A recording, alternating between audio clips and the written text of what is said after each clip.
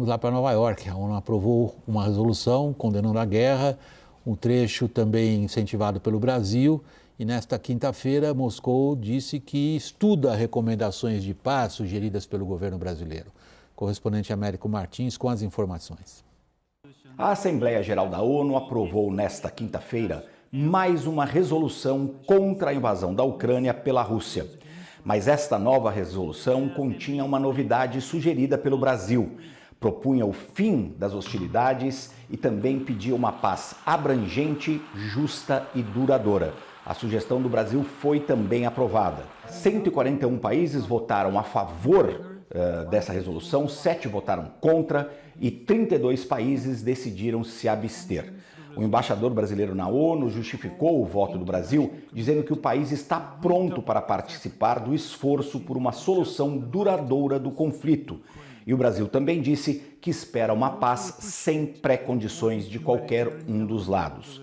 E pouco antes disso, o vice-ministro das Relações Exteriores da Rússia, Mikhail Galuzin, disse que estava considerando com bons olhos a proposta do presidente Luiz Inácio Lula da Silva de ser um mediador da paz entre a Ucrânia e a Rússia.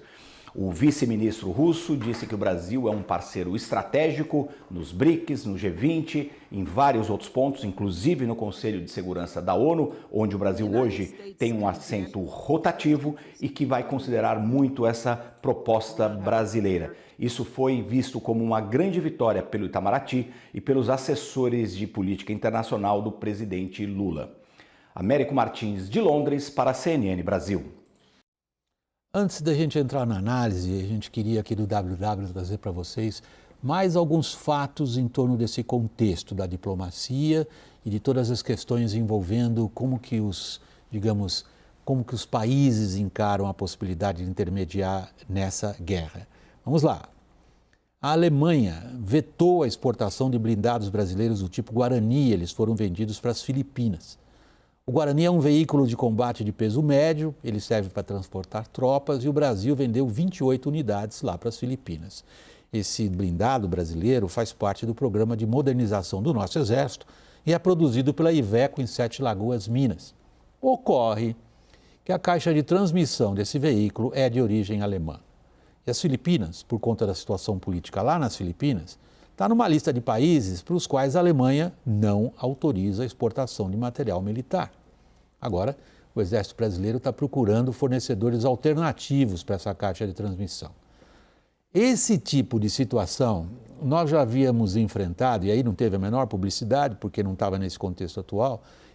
Essa situação foi enfrentada pela Embraer, 2 anos atrás, quando a Embraer vendeu aeronaves do tipo Super Tucano para as Filipinas. Tinha um outro fornecedor europeu que fabricava componentes do avião, vetou a exportação para as Filipinas. A Embraer teve que sair correndo para buscar um substituto para esse fornecedor. O veto alemão à exportação dos nossos blindados ocorre no momento no qual o Brasil se negou a atender pedido do governo alemão de fornecimento de munição.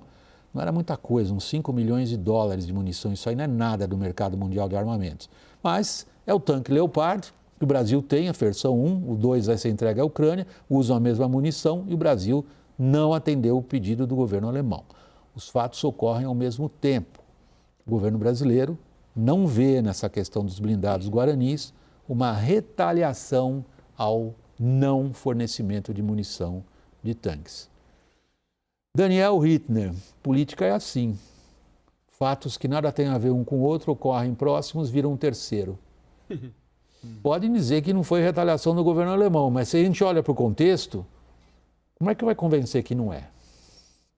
Mas esse mercado da indústria de defesa tem algumas peças aí que eu nunca soube interpretar muito bem, William. Você vê que a gente estava em negociação pouco tempo atrás para a venda de KC 390 da Embraer, o novo cargueiro, para a Hungria, que também está muito próximo de ser um regime autocrático e fora de toda a normalidade democrática que se instituiu na União Europeia. William, se você me permite só agregar ali um ponto de ressalva, uma nota de ressalva à votação de hoje da resolução na Assembleia Geral da ONU, havia uma expectativa que ainda não foi devidamente digerida pelo governo brasileiro, ainda uma tentativa de interpretar melhor o que aconteceu, e eu conversei com vários representantes, vários diplomatas brasileiros que estão nos Estados Unidos, sobre o que impediu que se alcançasse uma votação recorde. Por que isso? Porque todas as resoluções que se referiam à guerra na Ucrânia, até agora, tinham encontrado ali um amparo, votos favoráveis em torno de 139, 137, 143, e aí bateu no teto, e depois muita abstenção e alguns votos desfavoráveis do total de 193 países membros. E havia uma expectativa justamente dessa vez, por ser um texto um pouquinho mais propositivo, um pouco menos acusatório, que se rompesse esse limite de 143. No final, houve ali uma nota de decepção com a votação de 141 e o fato de que o grosso dos emergentes, os BRICS, tirando o Brasil, a Argélia, muitos países africanos, não mudaram de posição. Vamos pegar dois desses assuntos. Nós estamos tentando trazer justamente o contexto, como que eles trabalham juntos, Daniel. A gente percebe que numa situação dessas de grave tensão internacional, tudo é fio desencapado, Lorival. Foi uma sequência ali de acontecimentos quando o Olaf Scholz, chanceler alemão, veio ao Brasil e ficou clara essa recusa brasileira, né? Ficou pública essa recusa brasileira de repatriar a munição do Leopard. Em seguida, o presidente Lula foi aos Estados Unidos e um dos objetivos declarados dessa missão, declarados pelo Itamaraty, era entrar na lista, na pequena, seleta lista de países estrangeiros que fornecem armamento para o Pentágono. E na época eu disse, bom, o Pentágono está assistindo a isso, né? Vendo que o Brasil não está alinhado com os interesses estratégicos da OTAN.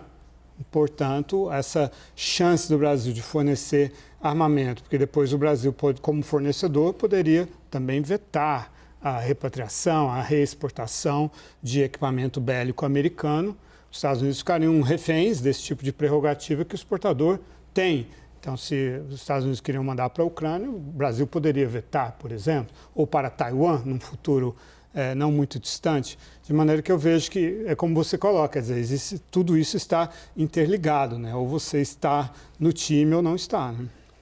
Caio, você tem se ocupado bastante nos seus contatos em Brasília, como o Daniel e a Raquel, em entender que jogo que o Brasil acha, ou a nossa diplomacia acha, que pode jogar lá fora. Há muita gente que observa, sobretudo quando a gente pega esses fatos, que quer a gente queira ou não, nós estamos sendo envolvidos. Está claro isso lá? Eu sinto que nada mudará a estratégia do não alinhamento e a tese do não alinhamento.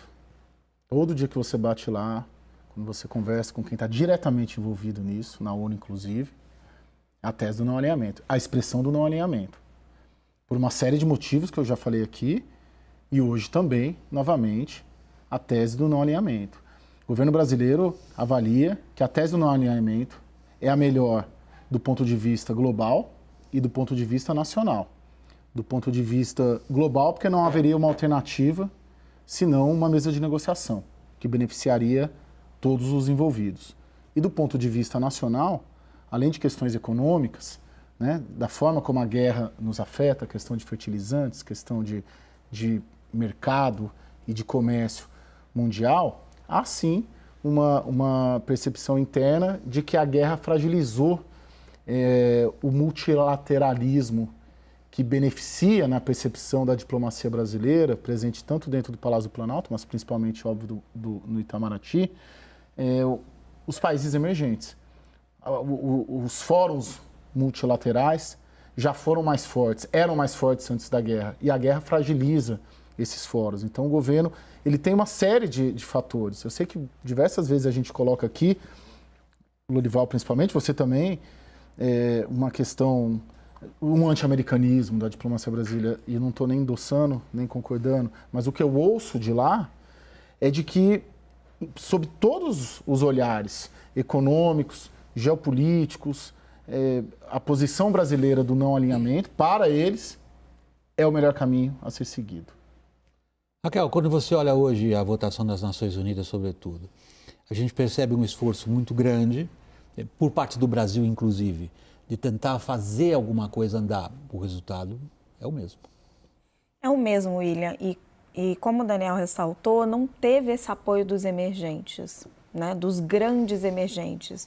E aí estou falando principalmente de Índia, África do Sul, os países dos chamados BRICS, junto com o Brasil e com a Rússia. E a China. E a China. O Brasil não está se encontrando como esse líder que ele imagina desse mundo emergente, porque este papel ficou lá atrás. Esse era um mundo que se imaginava lá em 2003, quando Lula assumiu, quando Celso Amorim era o ministro das Relações Exteriores, quando esse nome, né, BRICS, foi cunhado, quando era uma aliança... Banco de investimento, não é bom que se... Isso, pelo Goldman Sachs. Quando isso era mais palpável ali na Organização Mundial do Comércio, quando existia algum tipo de alinhamento e de interesse. O Brasil pode ter uma ambição de ser um grande player se contar com esses outros grandes emergentes, mas ele não conta.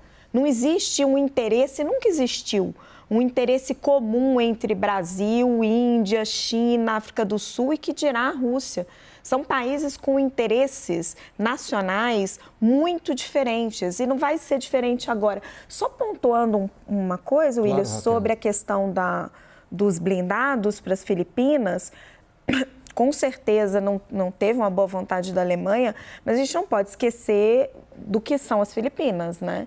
Um país com um regime complicadíssimo, teve um ditador, o Duterte, por muito tempo, agora estava até pesquisando aqui o nome do novo presidente, né, Lorival? É o filho do Ferdinando Marcos. O Bombong, filho de um ditador. Na verdade, o Duterte foi eleito e ficou os 5 anos, que era o mandato dele e tal, mas usou mão de ferro, criou esquadrões da morte, cometeu muitas violações de direitos humanos. Um histórico por isso que ele está na lista, de violência enorme. Então, assim, não é de se espantar que o mundo ocidental não queira que se venda armas para as Filipinas. O que você está dizendo, eu adoro a tua pegada moral em relação a isso, é que nós é que devíamos ter colocado as Filipinas numa lista Exato, nós não proibida. deveríamos estar vendendo armas para regimes que violam os direitos humanos. Bom, a gente foi tão parceiro do Saddam Hussein lá atrás. Não deveríamos ter sido parceiros. Nesse ponto, como deles. vendedores de armas, nós brasileiros somos cínicos totais. Nós não fazemos a menor diferença, somos ecumenos, vende para quem quiser comprar. Agora, Daniel, deixa eu voltar ao ponto que você mencionou nas suas conversas com diplomatas brasileiros hoje, em torno da votação lá da resolução das Nações Unidas. O que parece que falta atrás dessa resolução das Nações Unidas, e acho que o Brasil, não sei se se deu conta disso, queria ver como você avalia, é um plano. A ponto da ministra das Relações Exteriores da Alemanha vir com uma frase de efeito de muita pegada, quer dizer o seguinte, existe um plano, chama-se Carta das Nações Unidas.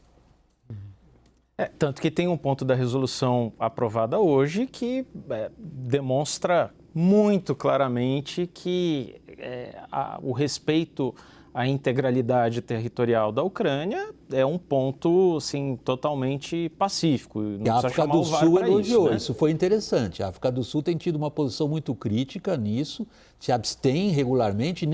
Nessa questão, vem o representante da África do Sul hoje e diz o seguinte: gostaríamos de elogiar a menção à Carta das Nações Unidas da Integridade Territorial. Pois e para isso não precisa de VAR, está claro ali que a Rússia está em impedimento com 3 metros de distância, né? Agora, todos os olhos, eu acho que agora, devem estar voltados para o discurso que o presidente da China, Xi Jinping, deve fazer nos próximos dias, não sei se Lorival lembraria se essa já sexta é amanhã. Agora. Em breve. Pois que a gente vai ter talvez ali algum roteiro, ainda que seja talvez algum roteiro um pouco cínico, talvez, mas teremos algum roteiro para uma mesa de diálogo, algum plano de paz. Agora, uma coisa que tem sido percebida, acho que vale a pena colocar, sem juízo de valor, nesse tabuleiro aqui de análise, é o seguinte: as potências ocidentais, seja na ONU, seja suas opiniões públicas, colocam muito, a gente discute muito esse critério moral, que se trata, no fundo, de uma luta ali entre democracias e regimes autoritários. entre o Estado internacional de direito e uma anarquia, né, nas relações internacionais na ordem global. E quando a gente está falando desses países emergentes todos, e aí o Brasil está com dificuldade de se encaixar nisso, me parece que a percepção não é essa. A percepção de China, Índia, África do Sul, Turquia, é de que a Rússia não é uma rival ou uma adversária necessariamente.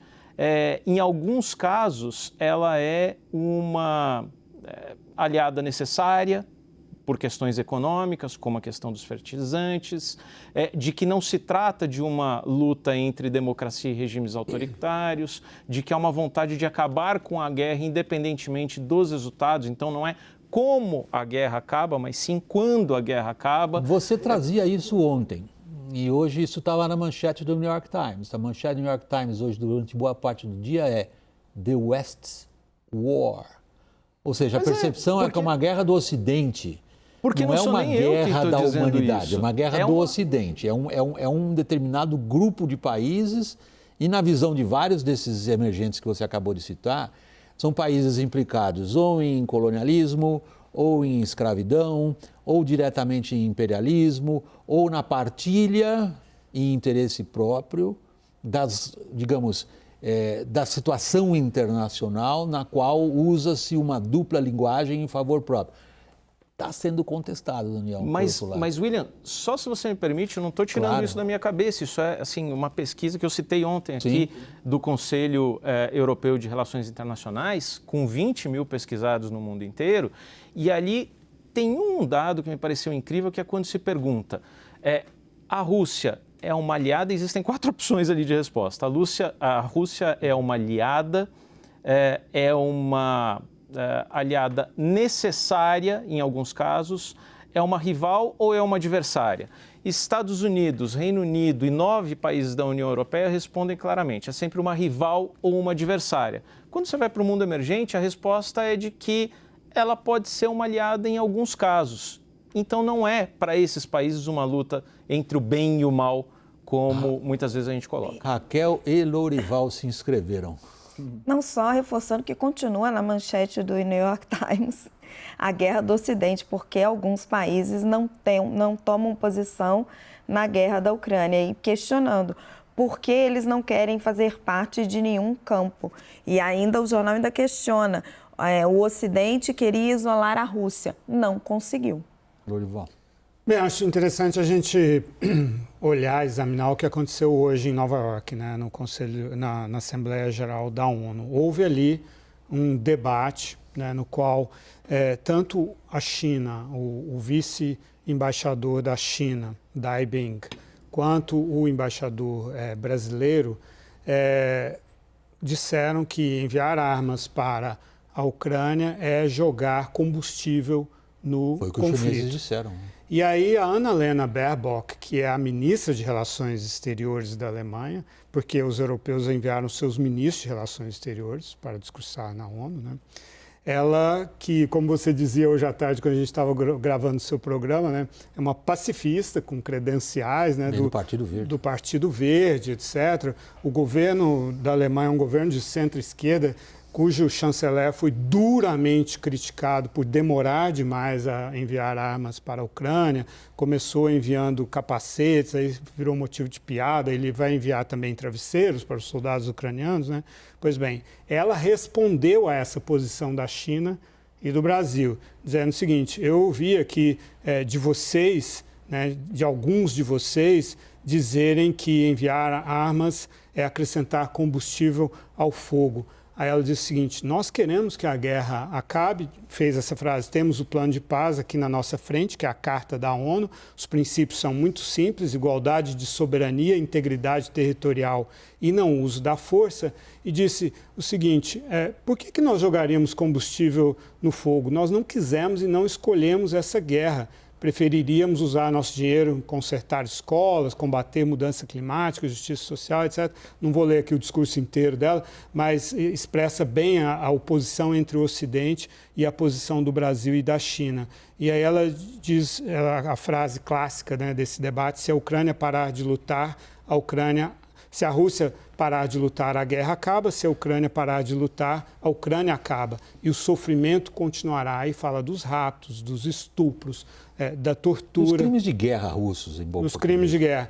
E a França, que é a grande esperança do governo Lula, né, de diálogo, a Catherine Colonna, que é a ministra das Relações Exteriores da França, foi quem discursou, elogiou a admirável resistência da Ucrânia e disse que a França tem absoluta determinação em apoiar a Ucrânia para que ela possa não apenas resistir, exercer seu direito de autodefesa, mas impor sua soberania e integridade territorial. Quando o Brasil falava em um cessar de hostilidades sem condições, né? Sem imposição de condições. E todos esses países do Ocidente estão dizendo, não, as condições são muito claras, é a Carta da ONU. Agora, não lhes parece que a guerra do Ocidente, que os americanos, o New York Times chama, não é uma guerra das potências do Ocidente?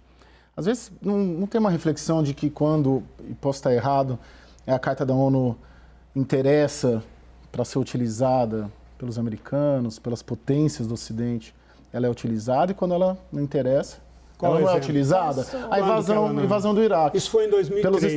Depois disso, nenhum presidente americano foi eleito sem prometer se desengajar das guerras. Tudo bem, então, mas naquela... Você teve, depois disso, Você está falando de algo que aconteceu 20 anos atrás. Eu sei, mas aconteceu. Havia uma Carta da ONU que foi desrespeitada pelos Estados Unidos. Muitas coisas ao longo da história. Mas isso precisa ser lembrado. Mas a política americana mudou completamente. Eu não preciso, eu estava lá, eu cobri essa guerra. Não, tudo bem. Mas é o seguinte, desde então, nenhum presidente americano, e nós estamos falando de 3 com reeleições, se elegeu sem prometer se desengajar e fazer a crítica da guerra do Iraque e do Afeganistão. Então, não é preciso que o Brasil ou outros países digam para os Estados Unidos que foi um erro. Isso, politicamente, foi já constatado pelos Estados Unidos. É um dado da história. E isso não justifica quando a Carta da ONU, da Ucrânia, certo? Quando os Estados Unidos quiseram ignorar uma decisão da ONU de invadir o Iraque com base em mentiras, né, que havia plantas,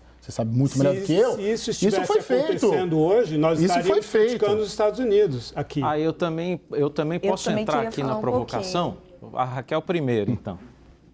Não, vamos Daniel, lá, eu ia para o intervalo, mas eu não vou interromper essa conversa nesse momento, seria um crime da minha parte. Eu queria ser só um pouco cínica aqui. Você, a moralista, vai ser cínica? Estamos todos aguardando. Você um pouquinho. Porque a gente discutiu aqui muito essa questão da divisão do mundo entre democracias e regimes totalitários, mas o material do New York Times está riquíssimo e ele mostra, por exemplo, no ponto das sanções econômicas. Nós noticiamos muito isso, né? Como as sanções econômicas foram fortíssimas, isolaram a Rússia, mas o material vai mostrando o quanto isso foi sendo revertido ao longo do tempo. E como países como a China, como a Índia, como a Turquia e outros grandes emergentes foram ocupando esses espaços e estão comprando petróleo russo com desconto, estão vendendo armamento para a Rússia, estão fazendo comércio com a Rússia e se aproveitando, a palavra é essa mesmo, se aproveitando do momento para comprar produto com desconto, para vender produto para eles. Talvez aí esteja um pouco da explicação também de por que os grandes emergentes não assumem isso como a batalha deles, apesar de, sim, sermos contra a invasão da Ucrânia, sermos pró-democracia que os Estados Unidos tanto pregam. Só que existem outros interesses. Daniel. Só tem um ponto que me gera mais dúvidas do que convicções e talvez o Lorival discorde de mim, mas fico pensando até que ponto é verdadeiramente construtivo que a ministra das Relações Exteriores da Alemanha e a ministra das Relações Exteriores da França, numa votação como essa, que não tem efeito prático como a de hoje, mas que é simbólica e que pode construir um caminho, em vez de uma mensagem de apelo por diálogo e um processo de construção, que podem até eventualmente ter citado isso, mas não me pareceu uma mensagem principal de nenhuma das duas. A mensagem foi muito de restabelecimento da integridade territorial, de solução estritamente pela Carta da ONU e moralmente estão corretas, mas me parece que esse tipo de intervenção no meio de um processo ali que pode evoluir de alguma forma, que a China está se colocando, o Brasil está se colocando, me parece pouco construtivo no final das contas. Eu acho que, Daniel, é preciso ver por uma outra perspectiva. Quando a gente considera como é que as principais chancelarias europeias encaram o conflito, particularmente a Alemanha, que fez uma transformação profunda da maneira como ela encarou a relação dela com o leste europeu e com a Rússia em especial, a Alemanha sai de um canto do espectro e vai para o outro. Ela sai da tradição, como foi citado ontem aqui, da Ostpolitik, que é a transformação através da aproximação, é um trocadilho em alemão, mas funciona também em português. Eu consigo transformar um adversário na medida que eu me aproximo dele. A Alemanha sai dessa compreensão da situação da Europa para o entendimento de que, se não combatermos o imperialismo russo e impusermos uma derrota à brutalidade de uma agressão injustificável, não há como sustentar a nossa visão da convivência entre os países da comunidade internacional. Então, é uma outra compreensão da natureza do conflito na Ucrânia. É a compreensão de que nós não estamos vivendo algo que precisa ser arbitrado, porque alguém cometeu um equívoco, um erro histórico, ou como você quiser descrever, com quais palavras, uma agressão brutal desse tipo, recheada de crimes de guerra, mas é o seguinte, isto é uma contestação da ordem internacional baseada no respeito às regras, baseada na convivência pacífica. E isto não se faz entregando flores a um tipo destes como Putin. Isso se faz pondo ele de volta na jaula, ou em algum tipo de jaula. Esta compreensão é que falta a muitos dos outros países. Talvez aqui no Brasil há uma característica nossa, Daniel, muito peculiar do nosso país, que é a nossa distância dos grandes conflitos internacionais. Sejam eles religiosos, sejam eles comerciais, sejam eles geopolíticos. O que fará com que nenhum brasileiro durma hoje à noite preocupado se um ente querido vai matar ou morrer num conflito militar. Não estou falando de segurança pública, ok? Por outro lado, nos escapa muitas vezes, pela distância em que estamos dos grandes conflitos, a compreensão da sua natureza e, particularmente, do seu alcance. Desculpa, acho que eu editorializei um pouquinho, mas eu queria colocar, também da minha carreira como correspondente na Europa, passei quase 20 anos na Europa como correspondente, a cabeça deles como se forma em relação aos russos é muito diferente da cabeça como a gente pensa que os russos são. Mas aí é indiscutível, né, William? Como dizem nos grupos de WhatsApp, aí você gabaritou. Isso já foi feito, a Alemanha já fez isso. A Alemanha, a Angela Merkel, tentou apaziguar o Putin construindo o Nord Stream 2, criando uma interdependência econômica entre a Rússia e a Alemanha. Isso só incentivou o Putin a tentar tomar toda a Ucrânia. Isso que você está pedindo para a Alemanha fazer, eles fizeram já há 10 anos e viram no que deu. Quer dizer, é que o Brasil entrou no debate de paraquedas sem considerar tudo o que aconteceu de 2014 para cá. É que vocês estão dando duas perspectivas diferentes, né? A perspectiva de como os Estados Unidos veem, a Europa veem, até pelo histórico do conflito e por essa percepção de que não adianta apaziguar o Putin, porque ele vai voltar a tentar de novo. É isso que está por trás dele, e a percepção que a gente vê refletido nas votações e no comércio dos países emergentes, dos grandes emergentes. É difícil tratar os países emergentes como um bloco. Não, exatamente. Já disse isso. O Brasil não consegue essa amálgama. Veja, por exemplo, a votação, quando a gente olha para os nossos vizinhos, nossos hermanos. Nós temos a Bolívia se abstendo, nós temos países da América Central se abstendo, mas governos de esquerda em outros países da América do Sul que não estão na mesma posição. Como o Brasil também não, e podemos dizer que o Brasil tem um governo de esquerda. Ou seja, há uma compreensão, me parece, pelas nossas raízes culturais, pelo que foi a formação da nossa nação, né? Somos descendentes da Península Ibérica, a gente goste disso ou não. Nós somos um país cristão, que faz parte do universo de valores claramente identificado com o universo de valores ocidental. E esta, eu acho que é uma natureza importante do conflito que acontece hoje na Ucrânia, que não pode ser visto como uma coisa isolada. Não, William, e tem um ponto também, quer dizer, claro que a gente aqui na nossa vizinhança não tem uma potência nuclear imperialista ameaçando os nossos próximos passos. Depende, Mas a ala gente antiga do PT vai achar que é os Estados Unidos. Mas a gente tem conflitos fronteiriços aqui, seja entre Chile, Bolívia, Equador, Peru, a Venezuela ultimamente ali tentando avançar sobre território da Guiana, em um território rico em petróleo, uma nova fronteira da indústria energética. Então, claro que essas violações de território internacional, de direito internacional, são muito caras a qualquer país do mundo, deveriam ser. Imagina a situação de um país no Sudeste Asiático ou do Japão vendo um precedente possível ali em Taiwan com a gigante China do lado, né? Agora, eu acho que não exclui também essa questão de percepções, que os países têm interesses que não só de segurança, têm interesses econômicos, políticos e os interesses dos emergentes, por mais disformes que sejam, mas não coincidem com os interesses plenamente dos interesses isso, o Brasil quer olhar, ocidentais. o Brasil e os emergentes olham para essa guerra com os interesses do Brasil. Eles não automaticamente querem comprar os interesses e o olhar, estando certo ou errados, o olhar dos Estados Unidos e da Europa para essa guerra. Você argumentar que os Estados Unidos e a Europa estão apoiando a Ucrânia por interesse econômico, é ignorar tudo o que aconteceu na economia dos Estados Unidos e da Europa como consequência dessa guerra no último ano. Não, mas não foi esse o argumento que o Caio Eles colocou. estão pagando um Ivan. preço altíssimo por causa dessa guerra. Ignorar a invasão da Ucrânia seria o máximo. Mas acho que o ponto aí é que o interesse político e o interesse... Daniel, desculpe, Daniel, refaça. Refaça o que você quer dizer. Só o ponto ali, talvez o ponto entre o Caio e o Lorival, é que acho que assim, o interesse político e o interesse de arquitetura internacional, em termos de instituições dos países ocidentais, com o reforço de instituições que andavam um bocado decadentes ali, G7, União Europeia, a OTAN.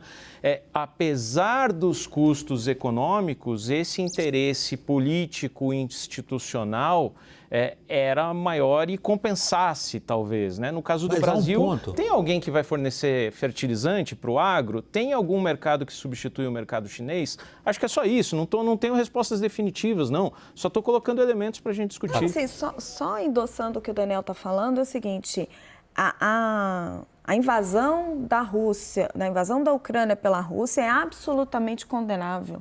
A postura americana e europeia de que o Putin não vai parar por aí também está correta e que bom que o Brasil não se absteve. Agora, só o que a gente está ponderando, e é o que está na manchete do New York Times, o Ocidente não está conseguindo isolar a Rússia, porque não dá para isolar a Rússia sem a China e a Índia. E esses países não estão colocando a integridade territorial e a democracia como o principal fim. A gente não está falando que isso é correto, a gente só está falando que é um fato. Você está na escola hiperrealista das relações internacionais, claramente, isso daí é um mérito. Você está reconhecendo... Influenciada por você, que me fez ler Kissinger. Não sei se você foi culpado disso, mas enfim. O que eu queria considerar, que o Caio levanta com propriedade, é a questão do interesse nacional, né, que você assinala. Será que é do nosso interesse ser isso ou ser aquilo em função do interesse deles? Aí tem uma questão importante que você está colocando, Caio, que tem a ver com a questão dos tanques nossos vendidos para as Filipinas, que é a seguinte: nós queremos ser parte de um mercado ultra avançado do ponto de vista tecnológico. Nós queremos ter acesso a tecnologias que vêm de inovação e do esforço bélico e industrial de países avançados, ocidentais. Esses países nos têm, quer a gente goste disso ou não, em considerável dependência. Veja o caso. A gente quer vender um tanque convencional para as Filipinas, que tem um motor convencional, que é fabricado por muitos e a gente não consegue porque um determinado componente depende de quem o patenteou e desenvolveu. Agora você imagina os nossos caças super avançados que nós compramos de um país que não era da OTAN e que hoje é, que é a Suécia.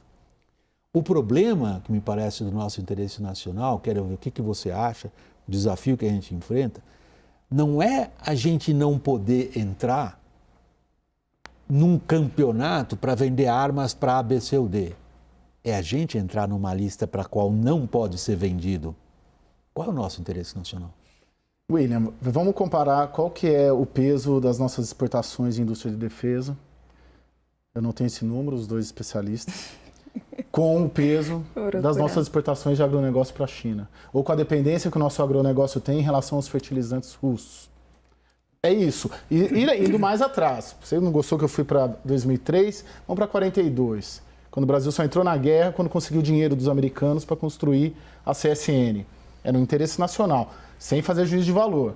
Né? Porque o Getúlio ficou negociando de um lado e de outro até ver quem dava mais. Cara, bala. A Rússia não é o único isso. fabricante de Não, fertilizantes. eu estive no Azerbaijão no ano passado, eles me contaram que ofereceram fertilizantes para o Brasil em dezembro de 2021 e o Brasil ignorou, porque o Jair Bolsonaro queria ter uma justificativa para ir se encontrar com o Putin, no que se revelaria 8 dias antes da invasão da Ucrânia. O Brasil joga fora o gás, que é derivado do petróleo que ele extrai, porque ele não tem onde usar, porque ele não tem uma usina, uma infraestrutura. O Brasil poderia ser um fabricante de fertilizante. A Europa era muito mais dependente do gás russo do que o Brasil é do fertilizante russo.